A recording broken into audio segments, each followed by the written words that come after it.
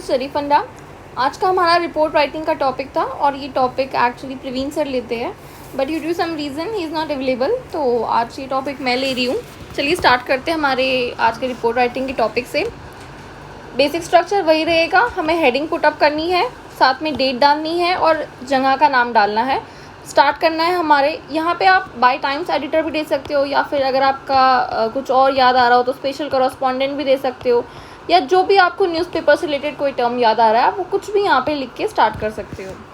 और first paragraph में हमें हमेशा प्रवीण सर ने आपको बताया होगा जो न्यूज़ है एक्चुअली में, जो रिसेंट में न्यूज़ चल रही है उसके बारे में लिखना है। तो हमने अभी बताया है, अभी रिसेंटली CMI का डाटा आया है तो हमने उससे हमारे रिपोर्ट राइटिंग को स्टार्ट करा है।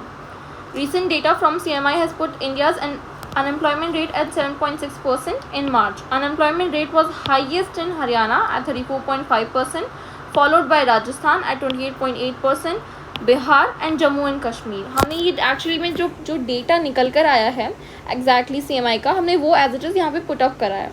उसके बाद हम बात बताएंगे एक्चुअली में कि रीजंस या प्रॉब्लम्स क्या है अनएम्प्लॉयमेंट के। हम स्टार्ट कर रहे हैं रिपोर्ट राइटिंग से, तो जो फॉर्मेट होना चाहिए वो आपका इस तरीके से होना चाहिए कि आप न्यूज़पेपर में जैसे आप क्लिप डाल रहे हो या कोई कंटेंट पुट अप कर रहे हो तो आप न्यूज़पेपर में उसे किस तरीके से प्रेजेंट करोगे, आपका इस तरीके से आपको रिपोर्ट राइटिंग में एक्चुअली मेंशन करना होता है। तो हमने हमारे सेकंड पैराग्राफ में रीज़न डाला है। The reason for rising unemployment in India is defect in education sector and outdated curriculum। बहुत बार आपने सुना होगा कि जो हमारा करिकुलम है एक्चुअली में, जो हमारी पढ़ाई है हायर एजुकेशन में, वो इस तरीके से है कि हम मार्केट रेलिवेंट स्किल्स एक्चुअली में मिस आउट कर रहे हैं। तो हमारे ग्रेजुएट्स निकल तो रहे हैं पढ़ाई करके, पर जो उनमें स्किल्स होनी चाहिए ताकि उन्हें एम्प्लॉयबल बनाए वो कहीं ना कहीं मिसिंग है। इसलिए डिमांड आ रही है कि हमारे करिकुलम को शिफ्ट किया जाए और उस करिकुलम को मार्केट रेलिवेंट बनाया जाए। तो वही हमने रीज़न यहाँ पे लिखा है।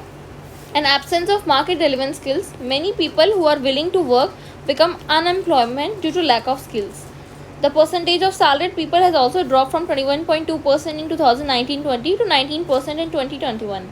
लास्ट में हमने लिखा है जो रिसेंट में एक्चुअली में जिसकी वजह से अनएम्प्लॉयमेंट विटनेस करने के लिए मिला है across the globe is because of कोविड-19 की वजह से आपको पता है ग्लोबलाइजेशन कहीं ना कहीं हर्ट हुआ है, क्योंकि सारी कंट्रीज़ ने अपने बॉर्डर बंद कर लिए थे, बिजनेसेस वर शट डाउन।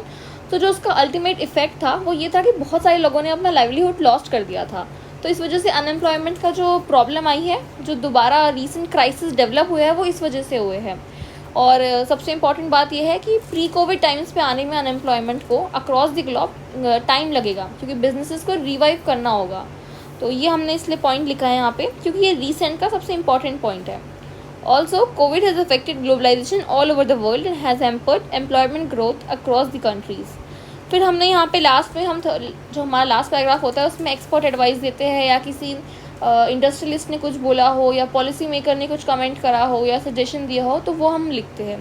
तो यहाँ पे इंडस्ट्री एक्सपर्ट ने एक सजेशन बात बताई थी, हमने वो लिखा है। As for industry expert, the early planning process focused on investment allocation patterns with a high capital labor ratio. Therefore, a shift in focus to consumer goods industry will create more jobs to absorb the unemployment. Basically industry expert का ये कहना है कि हमें agriculture sector आजकल employment provide करने में fail हो रहा है, तो हमें ज़रूरत है कि हम एग्रीकल्चर सेक्टर से शिफ्ट करें मैन्युफैक्चरिंग और सर्विस सेक्टर में। अगर आपको पता होगा तो सर्विस सेक्टर में भी ग्रोथ बहुत लिमिटेड है, क्योंकि बहुत सारे लोगों के पास इतने स्किल्स नहीं हैं जो सर्विस सेक्टर एम्प्लॉय कर सके। तो इसलिए हमें मैन्युफैक्चरिंग सेक्टर पे ध्यान देने की ज़रूरत है, ताकि हम मैन्युफैक्चरिंग सेक्टर का बेस बनाएं और वो बहुत बड़े लेवल पे जो अनएम्प्लॉयड पर्सन है उन्हें एब्जॉर्ब कर सकता है वर्क फोर्स को। तो इस तरीके से हम अपना लेबर फोर्स पार्टिसिपेशन एक्चुअली में इंक्रीज़ कर सकते हैं। तो that's how we going to attempt our report writing. I hope आपको समझ आ गया हो। Thank you everyone, all the best.